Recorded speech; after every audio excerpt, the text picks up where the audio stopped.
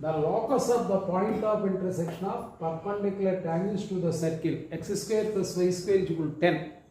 x square plus y square is equal to 10 కి draw చేసినటువంటి tangents పర్పెండిక్యులర్గా ఉంటే ఆ పాయింట్ యొక్క లోకస్ కనుక్కోవాలి. ఓకేనండి. Let the given circle is this one. So దీని సెంటర్ ఎంత అంటే 0, 0 and radius is r square is equal to 10, then r is equal to center is 0, 0 and r is equal to root 10. Let px comma y be the point of locus. ఈ point నుంచి సర్కిల్కి tangents draw చేస్తే వీటి మధ్యన angle ఎంత అండి 90. So నేను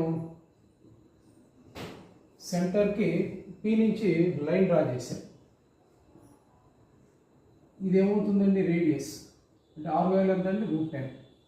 r is equal to √10. This is called length of the tangent, root s1. So now from this triangle tan 45 degrees is equal opposite side r by adjacent side root s11. So tan 45 is equal to 1, therefore 1 is equal to r by root s11. Point of intersection of perpendicular tangents కాబట్టి angle between the two tangents is 90. కాబట్టి bisect చేస్తే ఇది angle 45 అవుతుంది, tan 45 r by root s1 అవుతుంది. So r is equal to root s1 అవుతుంది. r is equal to root s11. Okay, angle between the tangents 90 అయితే radius length of the tangent same అవుతుంది. r ఎంత అండి √10 is equal to length of the tangent root s11 from the point x comma y.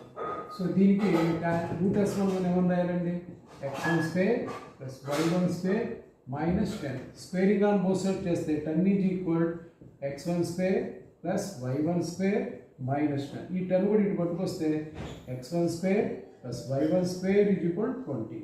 Now locus is x square plus y square is equal 20.